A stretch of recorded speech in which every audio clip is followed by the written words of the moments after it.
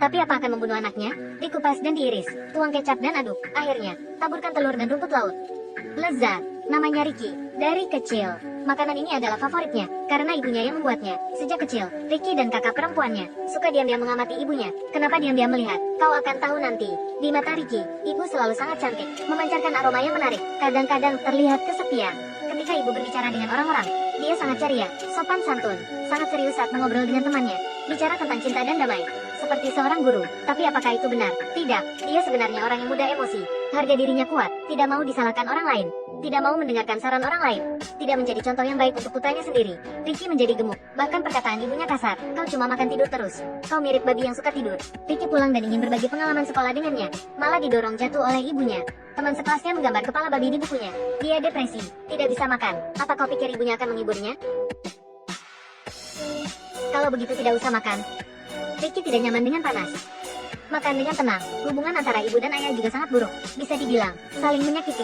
Untuk menghilangkan rasa sakit, mereka selalu bertengkar. Rumah tidak terasa seperti rumah, tapi medan perang. Penuh dengan suara saling berteriak dan melempar barang sepanjang hari. Dan perang di antara orang-orang dewasa. Anak-anak sering menjadi korban. Ibunya nongkrong sama cowok lain. Ayah cemburu, ingin mendapatkan jawaban dari Ricky. Tapi Ricky menyarankan orang tuanya untuk tidak berkelahi. Hasilnya, setelah hukuman berat, dia ditempatkan di lemari hitam kecil oleh ayahnya.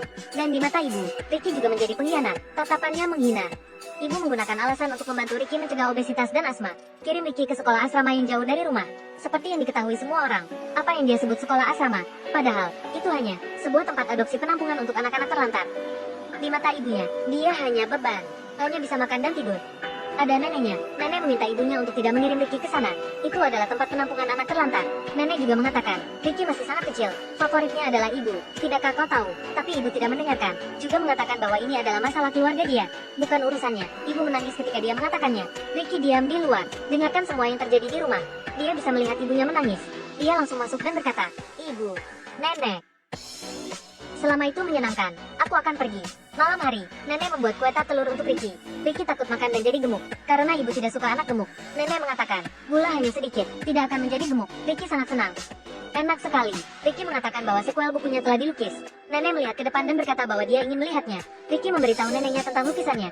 Nenek mendengarkan dengan seksama, mendengarkan seperti teman baik. Bisa berkedip. Mobil sekolah asrama sudah datang. Ricky pergi. Nenek memeluk Ricky. Dia memberikan kotak besi pada Ricky. Ketika Ricky kesepian, buka dan lihatlah. Bas bergerak. Nenek mengejar untuk waktu yang lama. Dan ibu, dia mengambil napas panjang dan kembali ke kamar. Seolah-olah dia telah menghapus suatu beban. Itu mudah. Ricky membuka kotak besi. Ada kartu pos dengan informasi yang baik tentang Ricky. Dan surat dari nenek. Nenek berkata dalam surat itu, Ricky, kau tidak sendirian. Jika ada sesuatu yang tidak memuaskan, tulis saja di kartu pos. Masukkan ke kotak surat. Nenek selalu mendukung Ricky. Ricky menangis.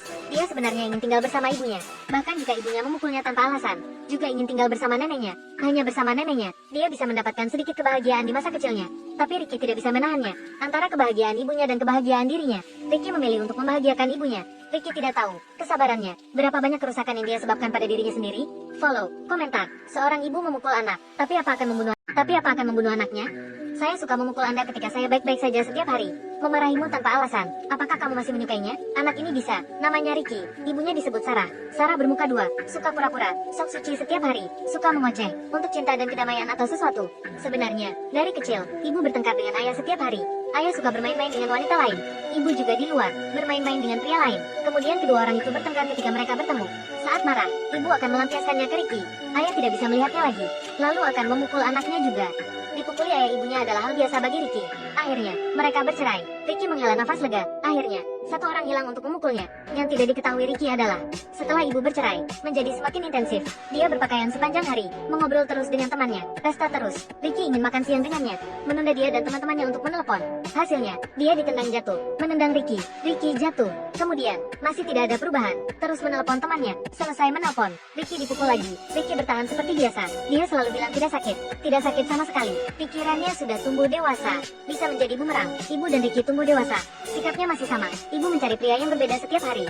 Pulang larut malam, Ricky bertanggung jawab atas semua pekerjaan rumah tangga di rumah. Masih harus memasak. Dia hanya melihat. Ibu bilang begitu. Apa lihat-lihat? Ada saatnya, Ricky tidak nyaman secara mental. Pergi ke dokter. Gangguan psikogenik. Setelah mabuk, ibu dipanggil ke sekolah. Ketika sampai di rumah, dia tidak khawatir dengan Ricky. Sebaliknya, dia marah dan bertanya, lalu kenapa aku? Aku menderita penyakit ini. Juga mengatakan bahwa keluarga kami memiliki masalah. Apa kau bercanda?